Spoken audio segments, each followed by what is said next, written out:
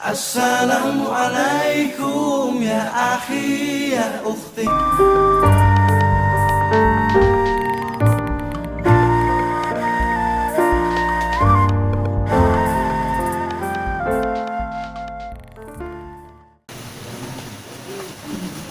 Tadinya masalah puasa. Masalah puasa, mungkin yang paling perlu bahas. Masalah puasa itu banyak pula pembahasannya. Ada nanti rukunnya, ada yang membatalkan puasanya, ada hal-hal yang makruh ketika puasa, ada yang sunnahkan ketika puasa, dan ada etikafnya nanti, ada tarawihnya nanti, itu banyak. Cuma yang akan kita bahas ini tentang karena walakan lape puasa. Ada orang memulai dengan pertanyaan dia. Boleh ada orang yang berpuasa? Ada tidak orang yang tidak boleh berpuasa? Bapak Ibu, ada tidak orang yang boleh tidak berpuasa? Ketika yang tidak berpuasa tidak dosa loh. Ada tidak? Ada. Kecil Ibu, ada kecil Bapak, ada tidak? Ibu ada. Apa sih yang ada Ibu? Saya orangnya. Orang datang bulan. Apa sih? Orang sakit, orang tua, itu santian Ibu, kada selesai ya, tidak saya ikut kada santian Ibu. Labat tu jawaban Ibu tadi kan, ada orang yang dimuliakan tak puasanya tak berdosa loh. Apa di antaranya orang yang datang bulan, Ibu tu lebih paham kan? Orang sakit atau orang tua. Pertanyaan selanjutnya, apakah orang yang tak mulia puasa tu berhenti di situ saja? Maka siapa dah salah, ini lah dimuliakan tidak puasa. Sudah tu lah berhenti yang kita tangan saja boleh tidak? Apa kamu itu? Tidak. Apa yang mesti dilakukan setelah itu? Diganti. Ada jawab diganti. Selain diganti ada tidak? Ada video. Selain itu ada tidak? Yelah santan Ibu anak tu. Kalau cocok tadi orang mau ulang kajinya tidak, mau ngaji baru lah. Jadi ada orang-orang yang mulia tidak puasa dan juga tidak berdosa, tapi harus satu sikap atau perilaku yang hanya mesti dilakukan setelah Ramadan berlalu. Kalau dalam fikih ada sampai yang bisa kategorikan nanti. Ada yang wajib kodo saja, jadi harus konsentrasi saya Bapak Ibu kan bicara ya. Ada yang wajib kodo saja, ada yang wajib fidyah saja. Ada wajib kodo dia, ada tak wajib kedua-duanya. Bapak tanya ke Bapak pilih yang mana? Aku pilih yang terakhir lah, tapi yang terakhir itu jangan jodohnya dulu kan. Nah, jadi ada wajib kodo saja, ada wajib kodo saja, ada wajib fidyah saja, ada wajib kedua-duanya, ada tak wajib kedua-duanya. Sekarang jadi begitu, jadi ya. Kini tanya dulu, apa perbedaan kodo dan fidyah? Supaya kali dulu kan buat sampai kan wajib kodo wajib fidyah aja, tapi kodo dan fidyah tidak akan tua, kan? Oh yang mana kodo itu? Kodo itu bogai absen puasa diganti sebanyak 30. Misalnya kalau dia produksi 5 hari tak puasanya, berarti setelah Ramadan dibayar pula 5 hari. Jadi itu kodo namanya. Dia mau pakai istilah kodo saja ya supaya mudah nanti yang Ibu. Ambo sampai pula bayar utang fikih pula karena itu kan. Dia mau sampai kodo saja, kodo puasa. Jadi kalau dua sih kodo. Fidyah itu apa? Fidyah itu makan. Pada takarannya sekali orang makan. Jadi ada yang bertanya mungkin tentang kalau sekali tidak puasa misalnya bara fidyahnya sekali makan bukan 3 kali pula makan. Kalau 3 kali pula makan 30 hari tidak puasa, berarti 60 kali makan tubuh. Itu ya tak baik kan. Makanya sehari tidak puasa sekali fidyah, sekali makan. Bara makan besoknya awal dapat fikih makan sekali makan itu 30.000, berarti fidyah 30.000. Ya orang-orang biasa saja sekali makan itu 10.000 cukup, berarti fidyah 5.000. Cuman di Kemenak awal di tahu awal dan kita kan fidyah itu pada 20.000 di Kemenak awal. Itu tidak fikih boleh dah. Karena ditentukan di ulama awal kan ada badan yang berhak juga menentukan itu lah 20.000 kecilnya. Bisa ditawar enggak kan? Itu kalau tanya kamu. Jadi ada kajian tadi. Ada yang wajib kodo saja, sia saja tuh. Yang pertama orang yang haid atau halangan. bara harinya halangan ketika bulan Ramadan digantinya di luar Ramadan. Itu adalah halangan atau haid, itu adalah qadarullah bagi padusi. Yang puasa wajib diqada, yang sholat tidak wajib dong. Kalau sholat wajib diqada, orang yang rata-rata haid itu 7 hari itu 6 hari lah. Karena batasan haid itu paling sedikit sehari samalan 24 jam, paling lama 50 hari. Tapi yang paling banyak biasanya padusi 6 sampai 7 hari, itu sampai 5 sampai 7 hari. Anggaplah 7 hari. Kalau sholat wajib puluh kodo kan 7 kali 5 35 kali dikodokan. Sholat yang tak kodo saja ada bolong-bolong, kalau itu kodo sholat 35 kali kan, orang bare kan. Makanya itu agama kau rahmatan lil alamin. Tidak memberatkan loh, tidak ikhwah hafidin, itu paksa dalam agama orang. Cuma di puasa kalau sebulan saja, puasanya ada di sebulan itu paling lama 50 hari orang yang haidnya. Aku wajib kodo. Pokoknya itu bentuk rahmanya. Itu buktinya syariat itu bukan dikarang-karang, tapi memang turun dari Allah Subhanahu Wa Taala melalui malaikat Jibril dan sampaikan kepada Nabi kita Nabi Muhammad Sallallahu Alaihi Wasallam. Jadi orang yang pertama yang wajib qada orang yang haid atau halangan. Yang kedua orang yang nifas. Yang ketiga orang yang melahirkan. Yang keempat orang yang dalam perjalanan. Yang kelima orang yang sakit tapi ada harapan untuk sembuh. Misalnya kita berlindung kepada Allah dalam Ramadan tiba-tiba sakit. Kalau dia masuk 5 hari setelah Ramadan ada harapan untuk sehat, artinya hanya wajib qada saja. Bila 5 dia yang haid, nifas, melahirkan, ada itu orang dalam perjalanan, orang yang sakit yang ada harapan untuk sembuh, dan orang yang hamil dan menyusui. Aku agak panjang nanti pembahasannya. Itu oper belakang sekete, karena tidak ada perincian-perincian nanti. Cuman adanya hanya qada saja, tapi apa sih kalau sekete tidak campur nanti. Bahwa orang yang hamil atau orang yang menyusui itu beda beda. Nah jadi di muka dulu. Orang haid, nifas, melahirkan, perjalanan, sama orang yang sakit tapi ada harapan untuk sembuh. Aku beda bedanya haid, nifas, melahirkan.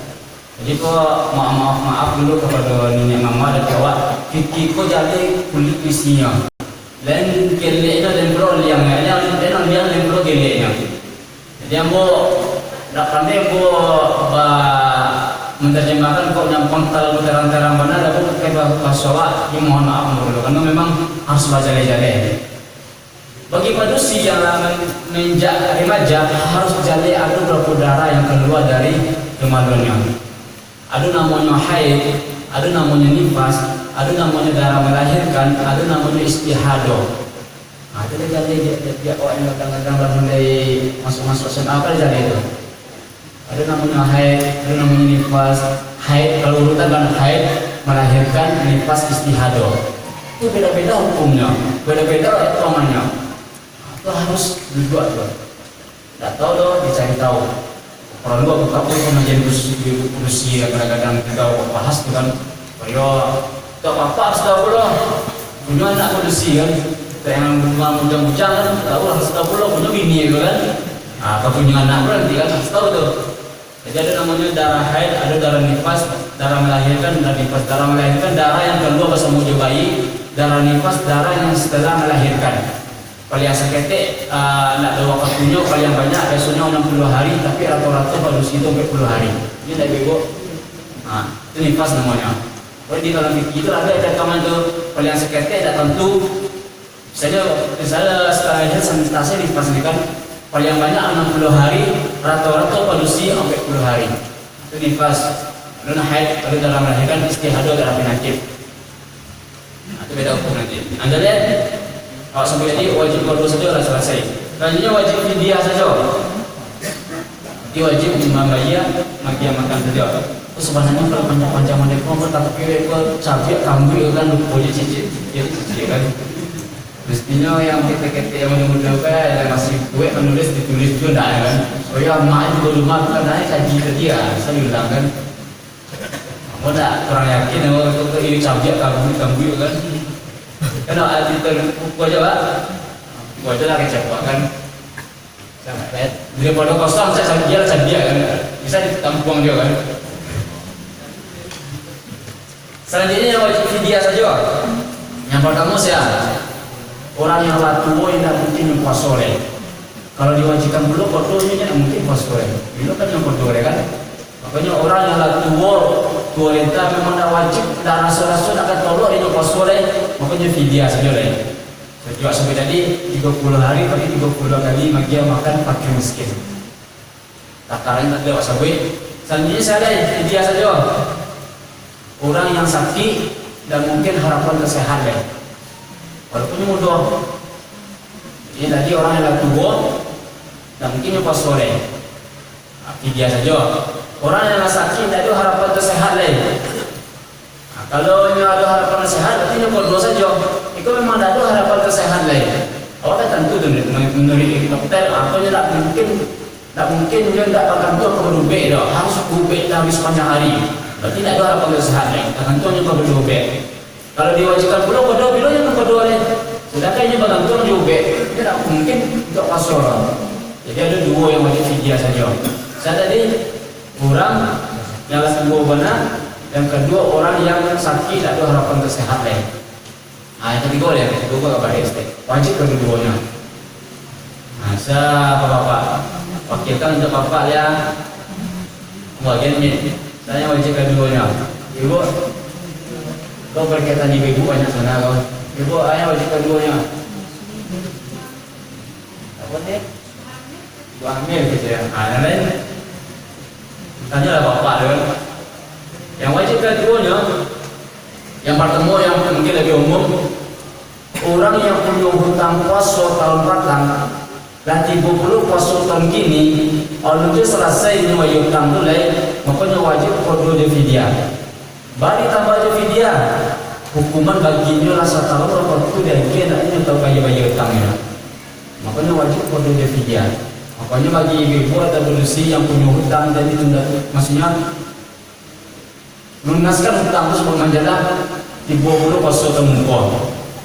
Tapi itu dengan syarat setiap musim jadi memang ada halangan. Mana tahu setelah tahun kini tidak bayar, tidak puasa jadi agar hamil kan.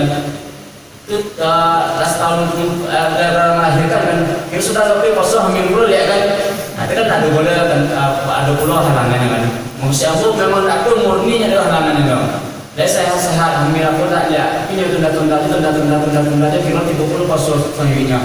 Makanya setelah puasa selanjutnya wajib baginya puasa yang tahun lalu itu kodoh semua fidyah. Fidyah itu hukuman baginya karena telah melalaikan hutangnya. Itu yang pertama. Yang kedua, masa orang hamil menyusui tadi, bapak jelas balik akan dia. Karena itu khusus pun balik karena ini banyak yang muda-muda yang sepanjang sedang beranak kan, nah hamil apa dia akan dia kan. Selanjutnya sampai ada yang tidak wajib keduanya, tidak wajib kedua, tidak wajib dia siapa? Orang gila. Bapaknya hanya saya diwajibkan di puasa kan. Selanjutnya ini mukhalaf dah. Kamu jangan ketek kan, anak ketek itu kan tidak puasa bananya. Tak ada wajib kedua jadi dia setelah karena memang diwajibkan baginya untuk puasa le. Yang tadi orang gila. Yang paling terakhir itu mudah, yang media terakhir kan jadi gila lah dulu. Ini sampai dulu nak. Nah, kini apa masalah hamil dia menyusui. Hamil dia menyusui sepaket ya. Kenapa? Karena ada hubungan anak. Bila orang hamil dia menyusui wajib kodoh saja. Bila dia wajib kodoh dia fidyah. Intinya kalau ini takwi kepada anaknya saja. Takwi kepada anak dalam kandungan kok tiba-tiba keguguran wajib puasa. Tapi kawan ada berdarahnya dah. Kalau bahasa orang tua ada lope anak. Orang pernah dengar kalau ketua kan lope anak. Maksudnya demi anak saja nya. Kok puasa yang hamil kok tiba-tiba kok keguguran nanti atau kok turun bare anaknya. Tapi kabar Islam ada mudarat dah. Jadi atau orang menyusui kok tiba-tiba kok puasa kok karya menjadi susu. Mudarat kepada anak. Tapi kabar diri Islam ada mudarat dah. Jadi intinya selama orang hamil dia menyusui ada mudarat bagi anaknya saja ya, maka wajib bagi dia kodoh dia fidyah. Dimuliakan dia tak puasa, tapi setelah Ramadan selesai wajib bagi dia kodoh dia fidyah. Jadi jangan sama jo polisi ibu bawa di nyewa, lah tak pasal bisa lah, pada pasal jadi anak, baru itu ibu anak kuburan di kuburan, anak menyusui kan, tak pasal ada. Tapi dalam pasalnya santai-santai saja kan, yang utama ini lalu pose bayi kan, ada sampai mereka wajib kodo jo dia. Tapi kalau tapi kepada dirinya seorang, kok pasal kok sakit yang ego kan. Tapi ke dirinya seorang atau tapi ke dua-duanya, tapi ke diri seorang tapi pula karena dalam kandungan atau anak yang salah susui wajib kedua saja. Artinya dia beda SKP-nya apa ibu? Ibu anggap ibu berarti paham ibu? Beda sedikit SKP saja yang kalau tapi ini semata-mata kita spesial kan semata-mata karena anaknya saja tidak ada mudarat pada diri seorang wajibnya kedua jadi dia. Tapi kalau tapi kepada dirinya seorang ataukah dua-duanya hanya wajib kedua saja. Artinya jatuh pada sepertinya orang sakit tadi. Paham ibu? Tak paham ya ibu? Bapak paham ya kalau bini ya? Kalau ada buat, kalau bini kan? Paham ya? Nah itulah salah paham ya. Itu dalam masalah orang hamil yang menyusui. Selanjutnya orang dalam perjalanan. Apakah boleh saja orang dalam perjalanan itu langsung berkumpul? Barangnya kalau awak ke Jakarta Padang, dah sampai tak 80 kilo. Sampai tak apa? Karena batasan buliannya tidak kosong tu, samunyo kodok safar, samunyo kosong jamak kalau solat itu kalau ulama mengatakan lebih kurang 80 kilo. Anggaplah ke Padang lagi 50 kilo, karena setahun baru lagi ya Bapak. Anggaplah awak akan berjalan ke Padang dalam bulan Ramadan.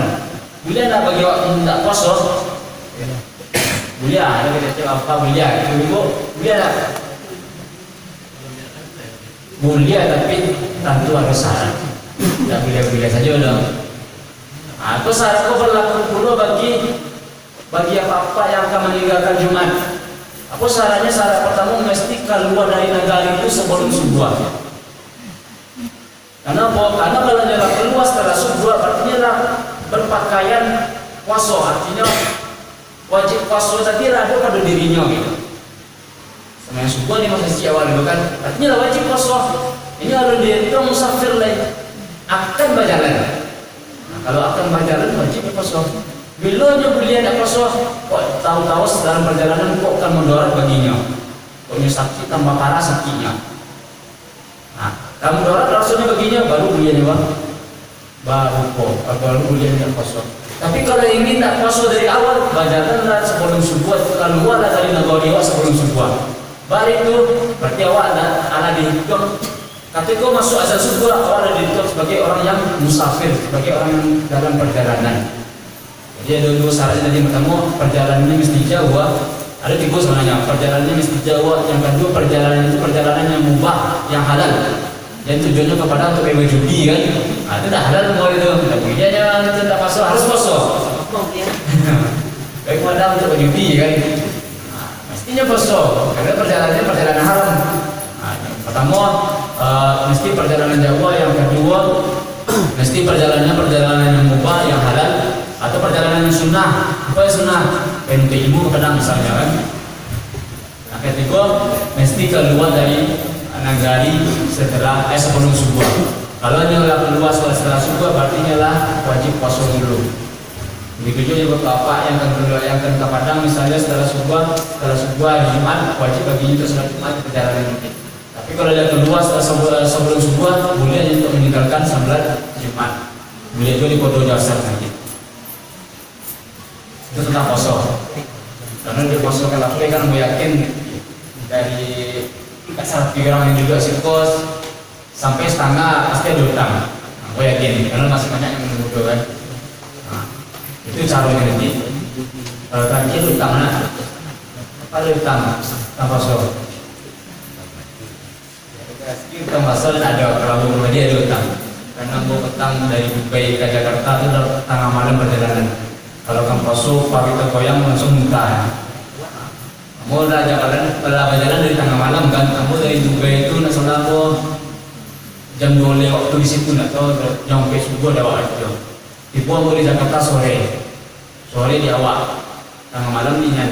Oh, yang itulah. Tapi yang bola dalam perjalanan semenjak subuhnya saja tengah malamnya.